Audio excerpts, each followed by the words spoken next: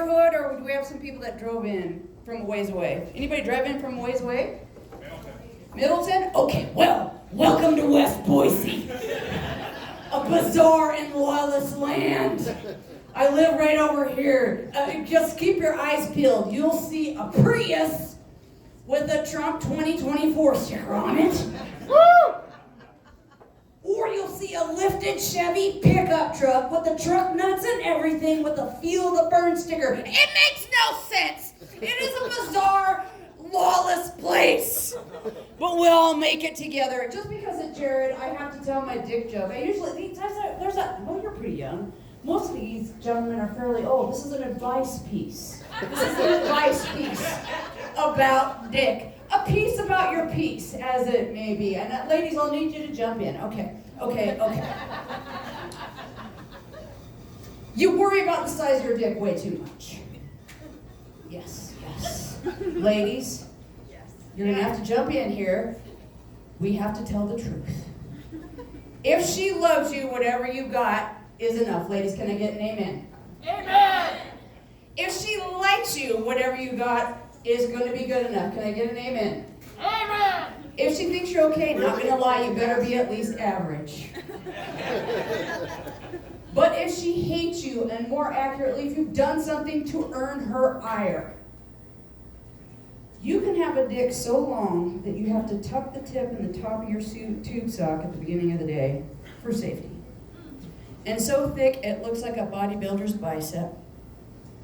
And if you've made her angry on any given Friday night, she'll be out with her girlfriends, doing shots of tequila, tearing you down about everything that you've ever done.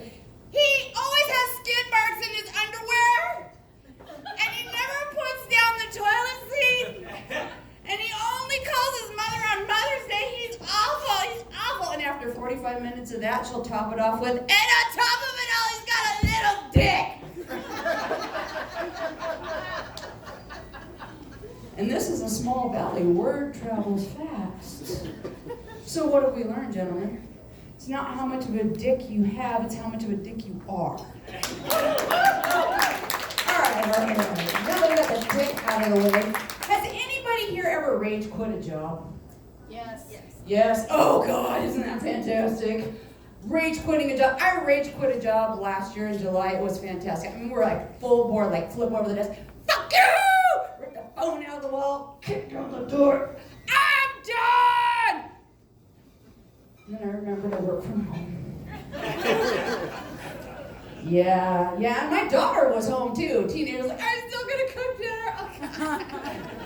I mentally scarred her, and now I have no health insurance. It's okay. It's okay. I do this for a living too.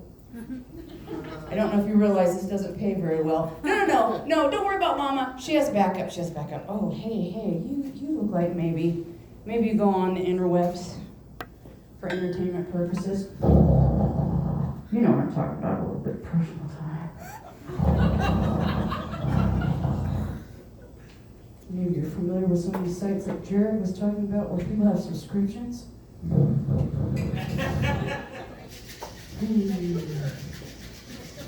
Oh, that's right, honey. I service the needs of nerds nationwide. You may have guessed it. Oh, yes, it's true. I sell Magic the Gathering cards online. Cardshark.com, seller name Coaster. You can build any deck you want. Deck, you dirty boy. Deck. Dirty. It's a deck. You're building a deck. I do have an OnlyFans page, but I'm too chicken shit to put anything on it just yet. So anybody out there ever take an antidepressant? Yeah, that's about it. I know, it's working well for you, I can tell you.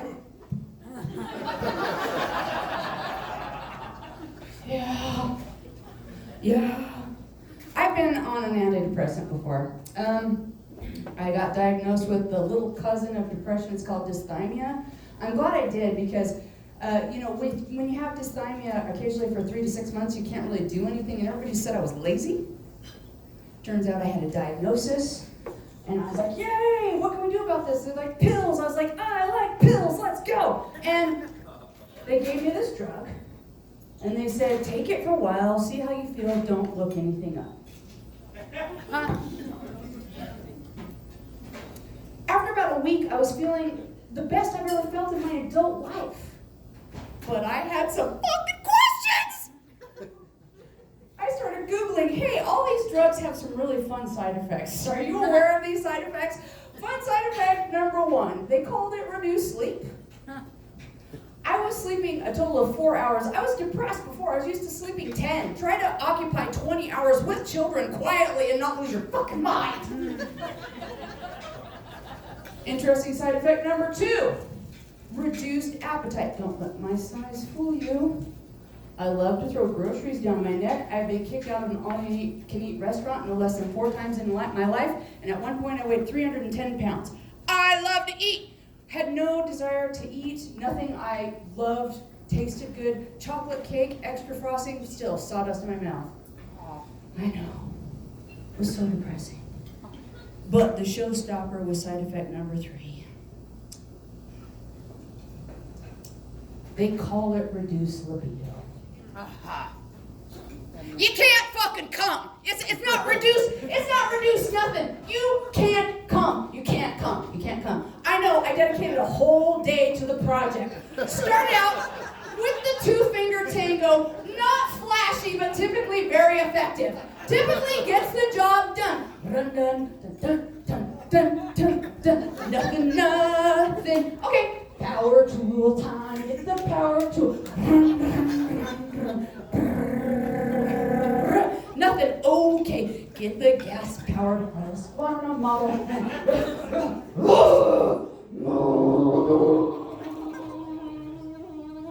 Nothing, nothing, nothing. And that's when I called my doctor and I said, I can't do this. I can't do this. This is not working. Do we have other options? But thank God I have friends that are hippies. They recommended microdosing. Do you know what that is? Mm-hmm. For those that you don't know, it's taking small doses of hallucinogens.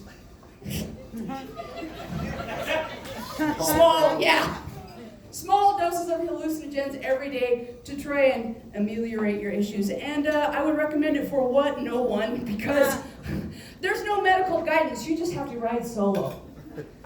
Fucking figure that shit out.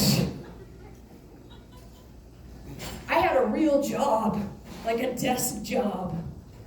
And there were a few days where I pulled into the parking lot and went, well, this is gonna be a long day. Not fully tripping balls, but just kind of the edges are kind of sizzling. And I'm laughing way too hard. And I'm just like, shiny. And I was having one of those days, and lunch came around, and I was like, I might make it. I'm getting under control. And I went to have my lunch, and I pulled an apple, and I just completely emotionally delaminated. Looking at the apple. I had a moment of like, oh my God. An apple contains seeds. So it's the reproductive organ of a tree. An apple is the Tinder date of food. It's not trying to nourish me, it's trying to fuck my face. Not today, apple, not today. Not today. So needless to say, I'm kind of weird. Are we ready to get to the really weird stuff? Are you ready to get to the weird stuff? Okay, ladies. I have been carrying around a purse for over 40 years, and I still haven't figured it out. Have you guys figured it out? I haven't figured it out. We've all had that experience where you're getting ready to go out, you put on the new lipstick. Whoop, whoop, whoop. I'm going to need to touch it up and throw it in your purse for later. Whoop. Later comes, and you start doing that. Suddenly we have no fingers, but we all do the same, this pawing flipper thing, looking for the lipstick. And you start pulling things out. And you start going, still looking. Next thing you know, your entire private life is out on the counter in front of strangers. You still haven't found the lipstick. 3 months later, you're looking for something completely different, and there it is. Where has it been? Where did it go? Well, and it's obviously some sort of weird black magic going on. Something strange, something evil, something dire. And men seem to naturally sense it. Because we've all had this moment in our lives, whether it's your husband, your boyfriend, your brother, your dad. Where's the nail clippers? In my purse. Do they dip in after it? No. They come walking into the room, holding it as far from their body as possible. You do it. Like it's going to attack. Dude, get it out, get things going. But I think they might be right. I was looking for something in my purse and I found a euro coin at the bottom. A euro coin. Somebody was like, oh, you got it as change. No, I put my change in a coin purse. I know, a purse within a purse, a little bit of purse inception going on there, but there was no reason for there to be a euro coin in the bottom of my bag. No reason whatsoever. Unless it's raining change or somebody's throwing money at me, maybe to get me to shut up. That could happen. So while I'm staring at that coin, I had my epiphany, I had my revelation. There are, in fact, wormholes connecting every place to every other place in the entire universe. And purses are the doorways. So while I'm staring at this coin, there's a baffled bitch in Berlin looking at my window receipt going, where in the hell is Boise, Idaho? So what do we do with this information? Well, we know men are naturally afraid of purses, possibly, very likely for good reason. But it's predominantly men that run what? NASA! And what are they trying to do? Go to Mars! They're trying to build big rocket ships. Ladies, we need to go to them and explain to them, they don't need to.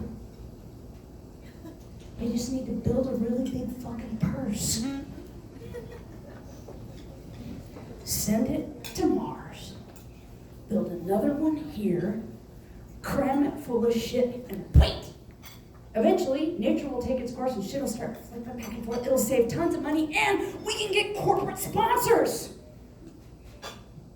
Getting there with Gucci. Taking the ride with Coach. I don't know. I think it's kind of a genius idea. I don't know. Where are we at? Okay, so